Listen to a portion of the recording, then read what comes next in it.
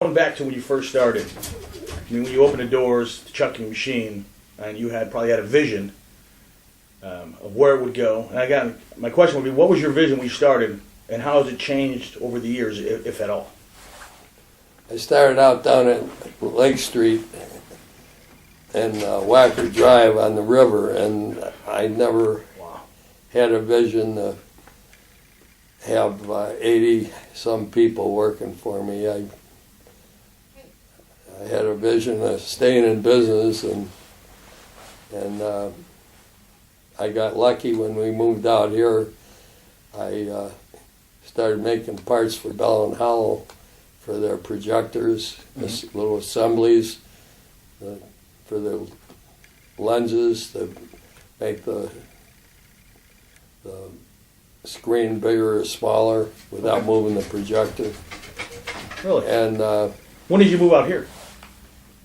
1958. 58?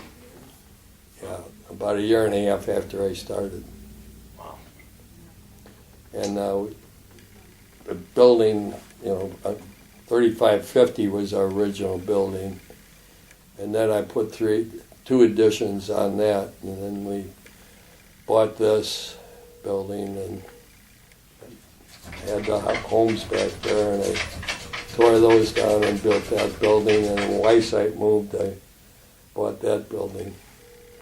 But I can't say I had a vision.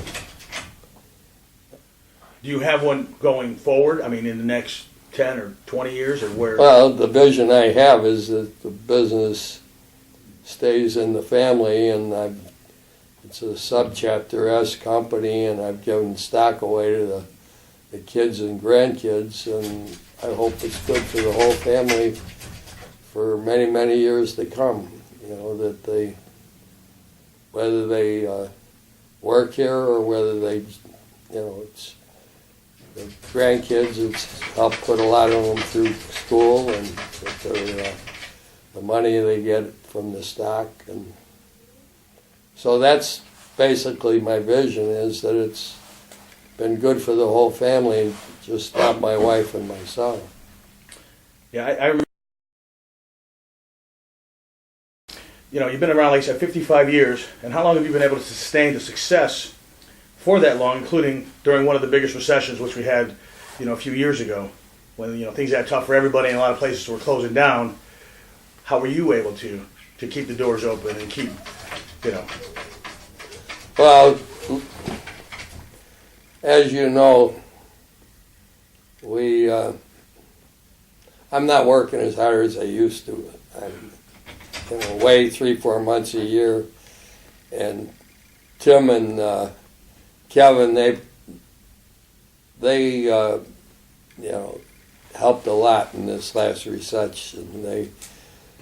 We got rid of about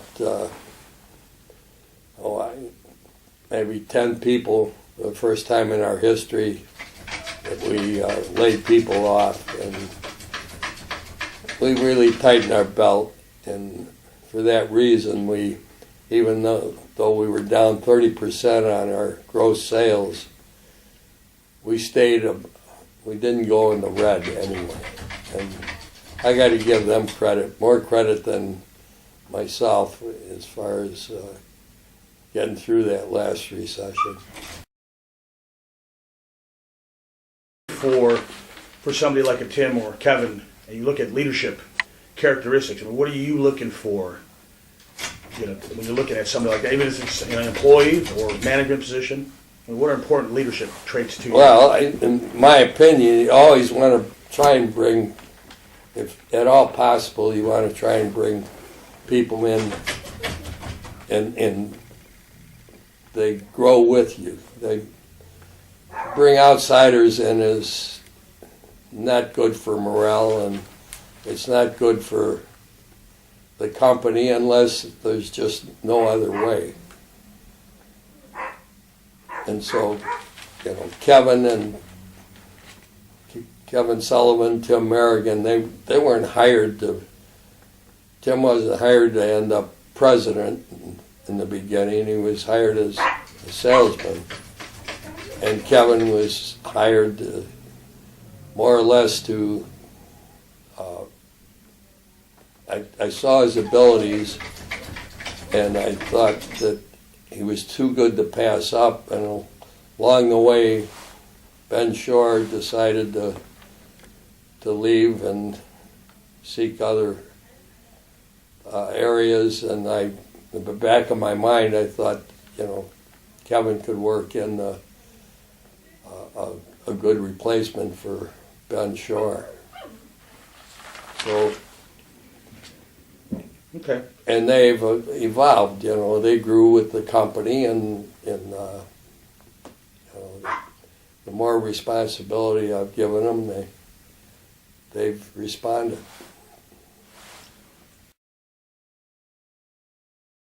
And being here as a kid, and just kind of what it all, kind of a family kind of atmosphere here. But if you could speak on the culture of what you wanted here, and kind of culture as it is now.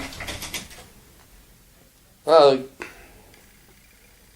I've been very lucky. The people here have been very loyal to me, and I've tried to be very loyal to them, including your father and yourself, and generally speaking, knock on wood, people don't leave because they're treated fairly, and they're compensated for the good work they do, the good. I just took a walk through and I saw, see all the guys from, like I said, when I was a kid growing up, and just the Alexes and Jeff Webbs and Junior and all those other guys just now. And they're all going with the gray hairstyle. I see they're letting it all dye their hair white. It looks like, but that was really, really neat to see. I haven't seen them guys in a long time. But we got, as you know, we've got a profit sharing program, a 401k program. So,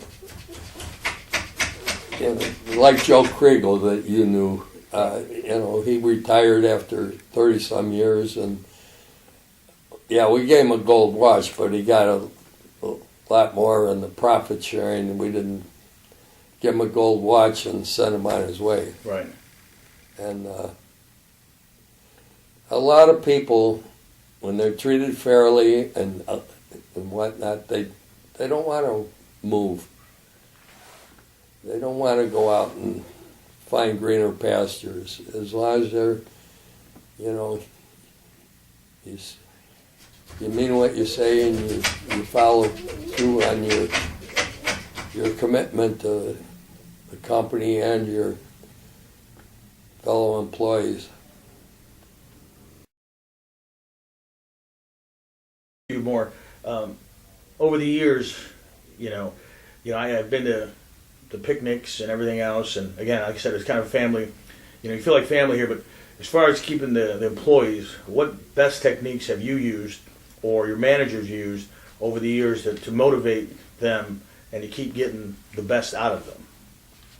Sure. Anything you think of, or? I'll go back to treat people the way you want to be treated. Don't lie to them. Treat them with respect, and I think you get the best out of people. I probably don't stroke people as much as I should, but you kind of expect. You got good people. You expect them to do the right thing, and unfortunately, the only time you possibly talk to them it's not about doing the right thing; it's about really screwing up. But every once in a while, I try and stroke them anyway.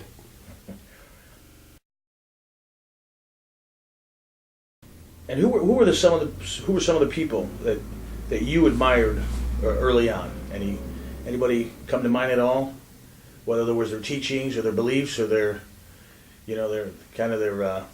leadership or something that might have stuck with you. I don't know. I probably not a great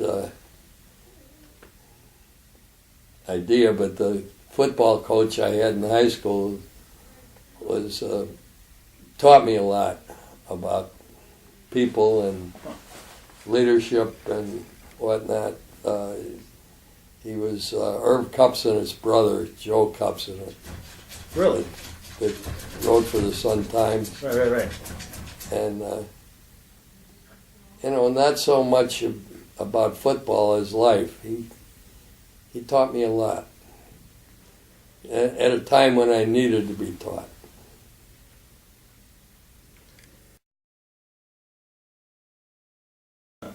I was walking around the shop just now, and it's funny, how, and I remember as a kid coming here with my mom years ago to pick my dad up, and it was a small, when you had the 3550, and now you look, I would ask Tom, some of the older machines, the honing machines, or some of the drill presses you got out there that are, a little older, probably older than I am.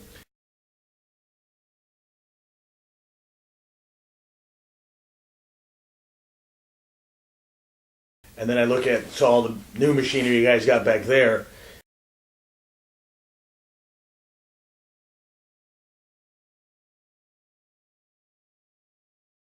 And the technology here is so ridiculous. What do you do to stay on top, on the cutting edge, so you don't get, behind the competition? Or Well, I know what the machines do, and the cutting tools do the same thing, whether it's a 50-year-old machine or a machine that was just bought. I know what tools are capable of doing as far as programming them and keeping up with. I know what the programs can do. How to do it, I have no clue. I've got 3-4 engineers that handle that, and a lot of good setup men, and a lot of good people. And I don't have to know all that. So at one time when computers first came in, I really thought they're not for me. Well, I've got, 3 personal computers, and I know how to run those and whatnot, and I know how to quote on them, and I really don't even do the quotes anymore. I look at them, but I don't do them anymore. So, little by little, I'm getting out of it, and just trying to, steer Tim and Kevin the right direction, and let them handle it, and try not to micromanage so much. okay. If you were to give somebody right now that you knew that aspires to be successful, after knowing what you know and being where you've been, is there anything that you would tell somebody, if it was your grandkid or somebody you give some words of wisdom, what would that be?